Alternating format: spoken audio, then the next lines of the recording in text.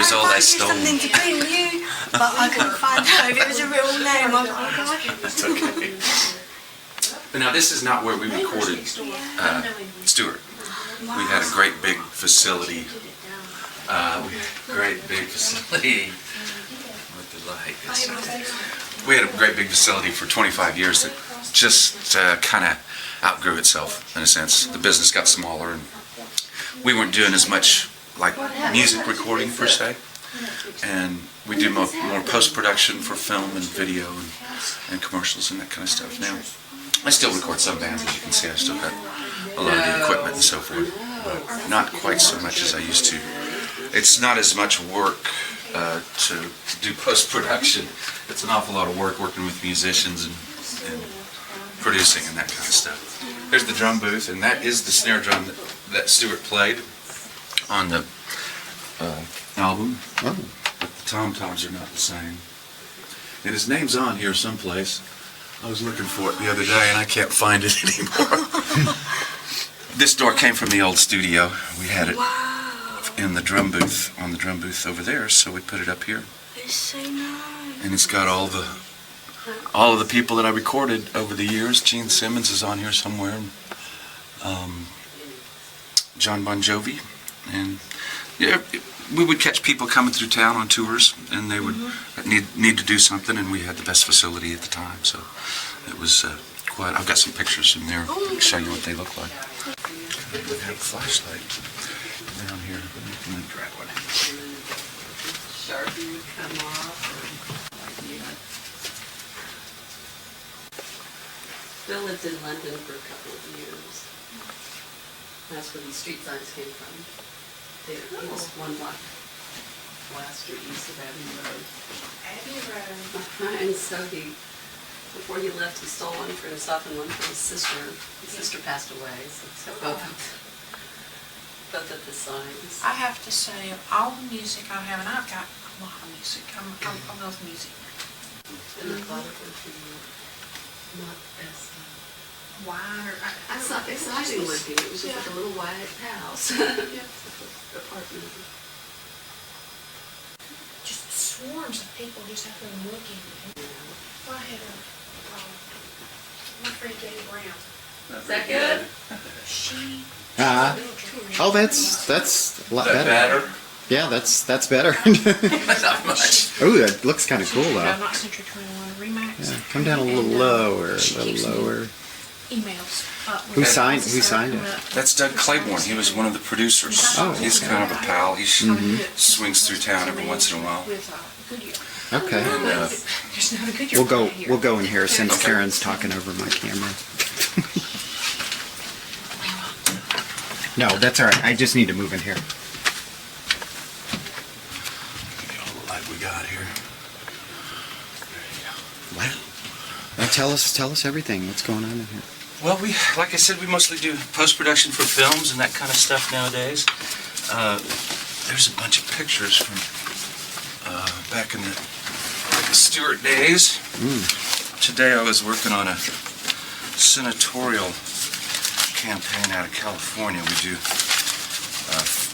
post scores and that kind of stuff for their commercials. But you guys will get a kick out of these, I'm sure. There's a good one. I have to look at these. Yeah, over here. Yeah, lighting. Yeah, that'd be great. Yes, I've seen that picture before. That's Gary Chang. He was a composer that he brought in from That's the one they use in New York. For some of these don't apply, but most of them do. I think I put them in Well, there's Stewart and I from. They use that one in Stewart's new CD. Did they use that one? Yeah. That's so cool. My partner actually took that at the time, Walt Banfield. But yeah, it's a good one. This is not. Here's a bunch here that are kind of fun. Now, this is the studio that we were working in at the time. And the control room actually is upstairs here, up this spiral staircase, and off in this direction. That's not the actual Rumblefish session, but it gives you an idea of the area that we had at the time. It was a very nice facility, but it was very expensive to run and maintain. Now, is this Rumblefish, or what is this? That's just another picture of the actual studio. What was the name of the studio? Long Branch Studios. Yeah, I think that's Francis talking to somebody there. I think most of these are Rumblefish.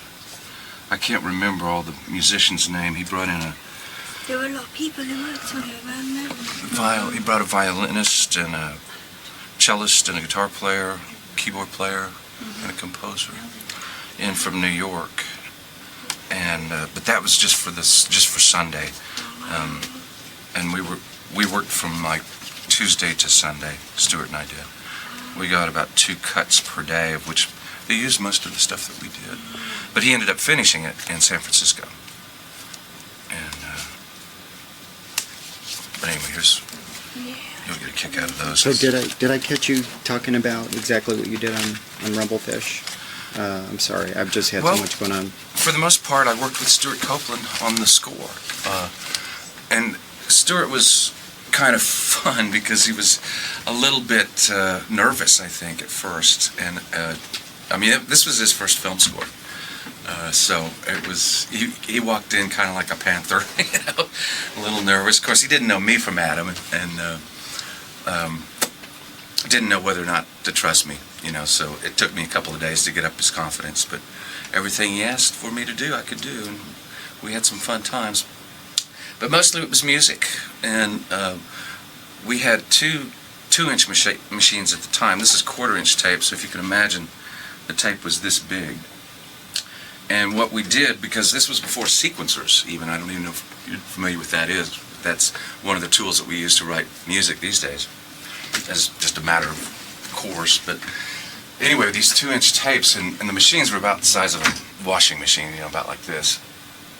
And what he wanted to do was to make tape loops, and they were literally tape loops. So what we would do is we would record on one machine, and then cut it into a loop, and then trick the machine to play it, and then we'd have to run this tape loop all around the control room like this, all the way around, and literally go all the way around. We'd have microphones stood up holding the tape as it looped around across the heads like this. And while we played it back on one machine, we re-recorded it over to another one so that it would loop. And if you can imagine, 30 inches of tape per second. So we're talking about this much, and some of the tape loops were, you know, 30 seconds, something like that. So it was pretty big, pretty funny. So did you? I don't ask any questions. But I'm seeking a little more. Did you actually go out and do any recording of sounds, or were you pretty much in studio? No, I didn't do the location sound for the right. And he brought the sound effects in on tapes and all kinds of different things. So he'd already thought through that process, and we sort of filtered through them, put them mostly on 1/4-inch tape eventually, and then moved them over to the 2-inch. But he would start with a click track, which is just a beat, you know, just a tempo, and then he'd have me drop in the sound effects on certain beats, you know. So I want this here, and I want this here, and so it would be this and this and this, and all in some sort of sequence of some sort. And then we would loop it, and then he would go down and play drums and guitars and keyboards and all kinds of stuff. And he always had something up in his head, you know, something that was coming out, you know. Until one day, I think it was Friday, when he came in and he had to wait. He had to wait like 2 hours, and boy, was he ever mad, because I had another session booked that I just couldn't move because they were my biggest client at the time.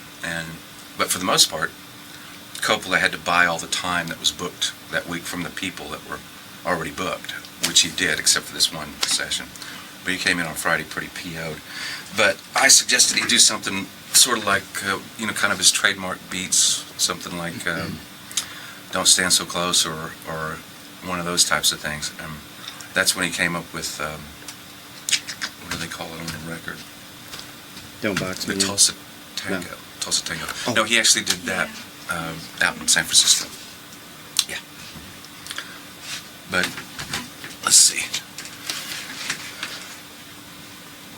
We did Tulsa Tango.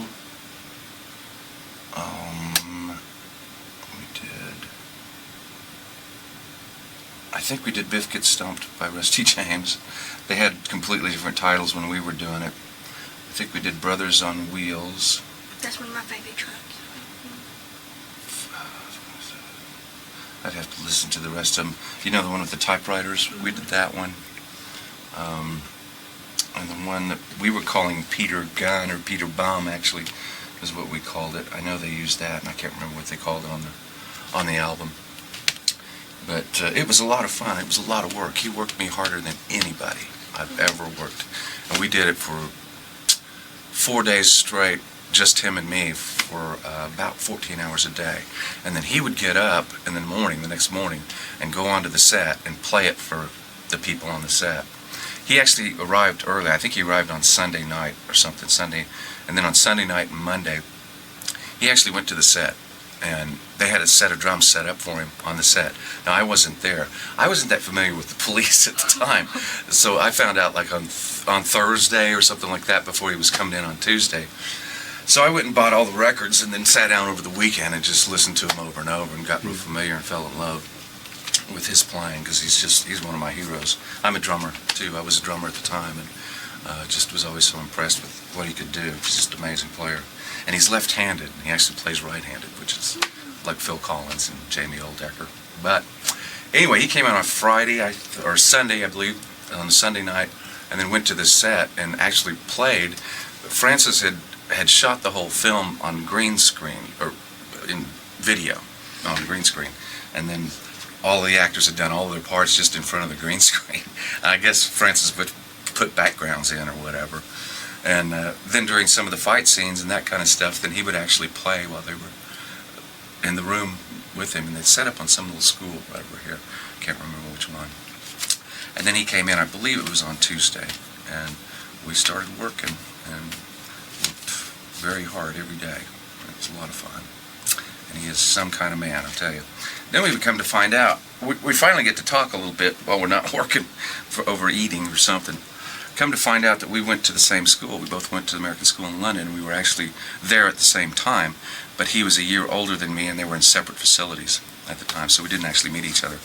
But one of his best friends was the older brother of one of my girlfriends, so it was kind of a funny thing. And I'll find the picture for you of him in the yearbook if you want. It's kind of funny. Because one of my friends went to that school as well, so I knew instantly what you were talking about. The American School, yeah. It's in, I think they moved it to St. John's Wood, Yeah, which that's would have where been she like went, yeah. 2 blocks from where I lived at the time. So. And then can you kind of just talk about what you remember about was it a Golden Globe nomination, or do you remember? Well, I think he got a Grammy nomination also for Best Soundtrack. Did you research that all that? You may have even won. I mean, Golden Globe was nominated for what? I thought he was What was the nominated. other option? It was a Grammy or, what's the other one they have for music? Grammys, that's it. Grammy. Yeah. I thought he won the Grammy. I mean, since it's just a music thing and not a film thing, it wasn't as big a deal. Yeah. But I think he won the Grammy for the soundtrack, the recording that year, the album. I think. I mean, I could be wrong. I think it was a nomination. Yeah. I think it was a nomination, and somebody else won it, but got nominated. It was still nominated for that year. Yeah. Because if someone else, if they had won it, they would have publicised it even more, because that was a major selling point of the film, was the soundtrack. And they Oh, yeah, publicised love it. With Love it. posters saying Stewart Copeland's new soundtrack, listing all the instruments he used, even the kazoo. And I was like, wow. Oh yeah, it's funny. He used this bell tree. He set it down sideways, and you can hear it at the beginning of Tulsa Tango, I think. And he stuck some duct tape on it like this, and then played it with, I think, this side of the stick, so it just had a little tinking sound like this.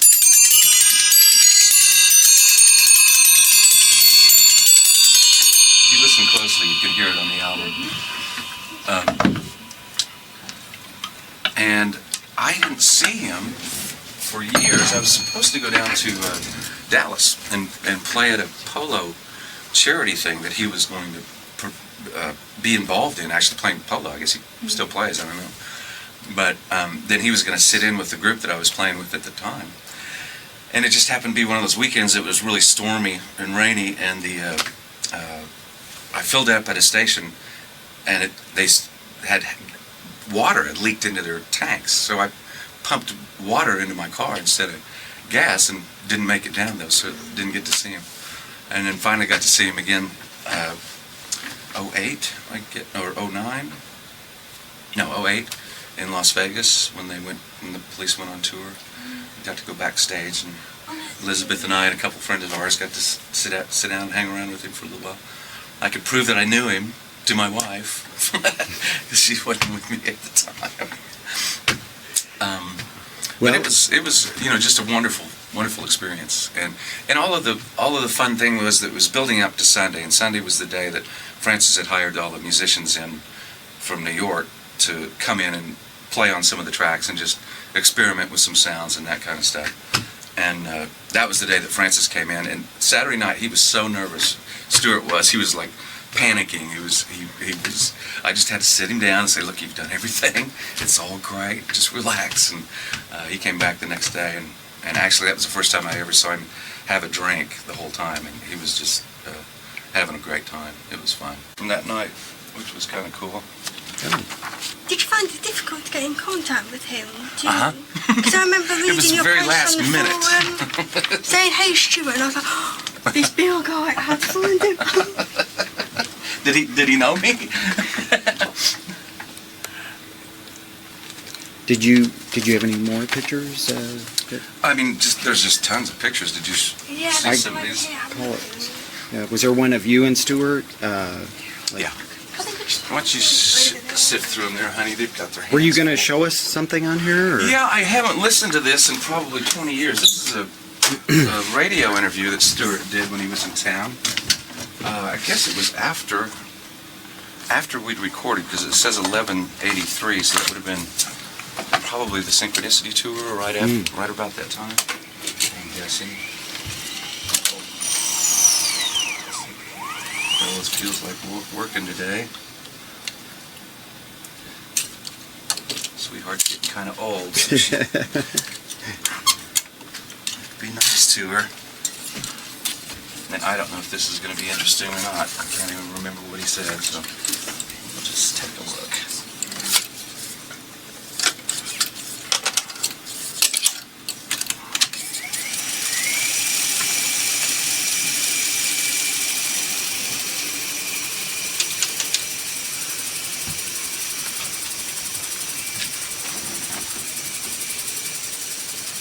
It was funny though. I mean, we got phone calls literally up to a year after he had recorded from groupies and kids, and Is Stewart Copeland there? Sure, come on down. He lives here. Where was Long Branch Studios? It was 6314 East 13th Street, and it's quite a building. You might want to go by and take some pictures of it. It's pretty neat. They turned it basically into kind of a turned it basically into kind of a warehouse now. There's a Christian organization that does outreach programs to Mexico and Russia and stuff like that. But we had it for 25 years. What about The Outsiders? Just talk briefly about the Sure, music that you did. That was fun. Well, the EP that I did with Jim Edwards. I don't remember.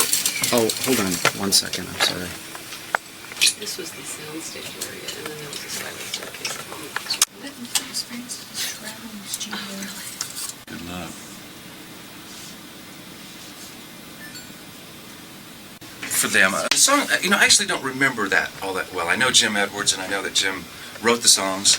I'm not sure that he sang them. I think he hired people to sing them, and I know I played drums on it, but I can't really remember who all else played on it. And I know that one of them was sung by a girl, is that right? And then 2 or 3 by different guys, I think. And I remember it was a lot of fun working with Jim. He's a real easygoing guy, nice fellow to work with. But I don't remember.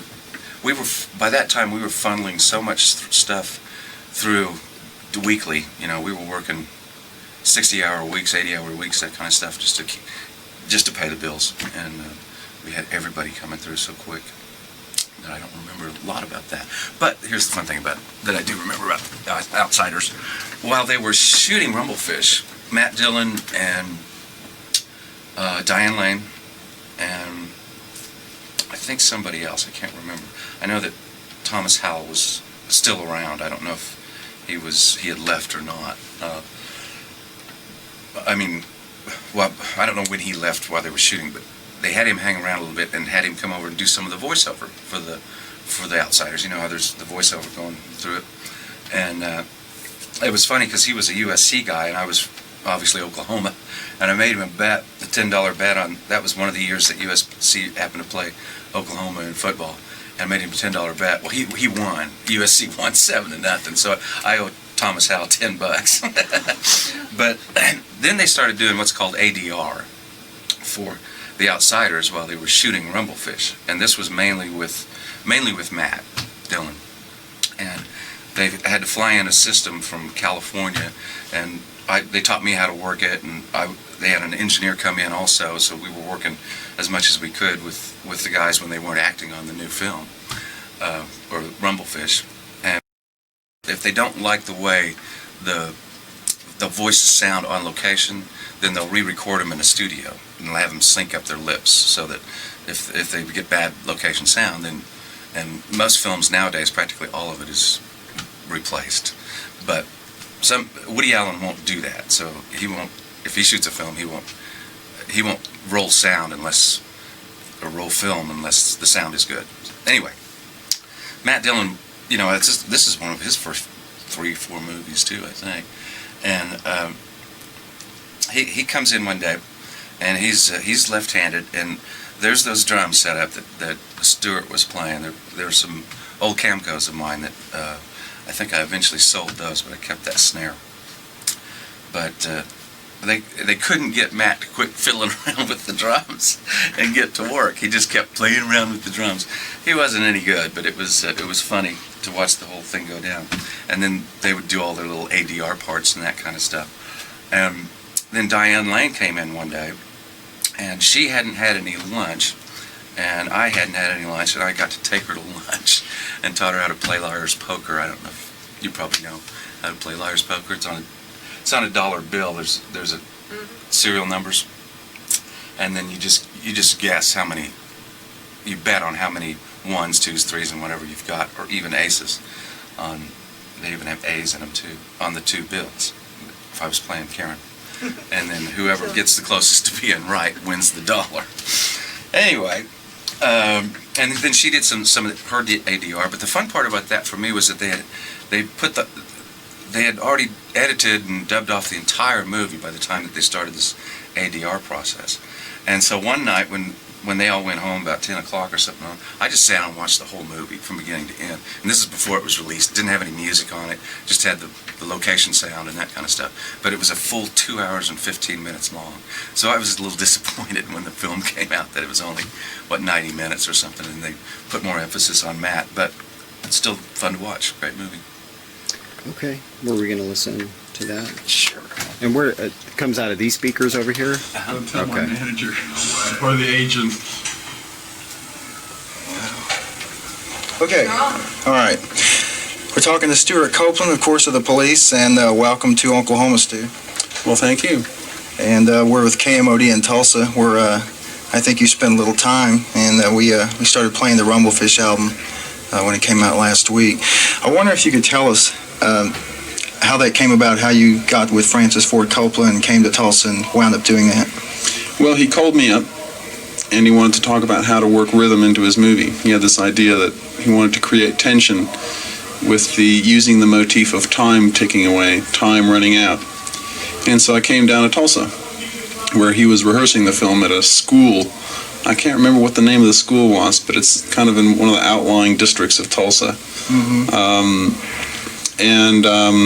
I participated in the rehearsals and watched what was going on, picked up the atmosphere from the actors doing their thing and the story and so on. And then I checked into Long Branch Studios. Right. run by a guy called Bill Belknap. Right. Good friend of mine. Oh, really? Yeah, He's a good engineer, too. Isn't he? Yeah. Yeah. He's And we recorded a bunch of stuff there, which they used as they were filming it to kind of get the atmosphere and so on, and the timing and everything. And I came back and forth to Tulsa quite a few times while they were rehearsing, and then again while they were filming and so on. Right. So I actually got quite familiar with Tulsa.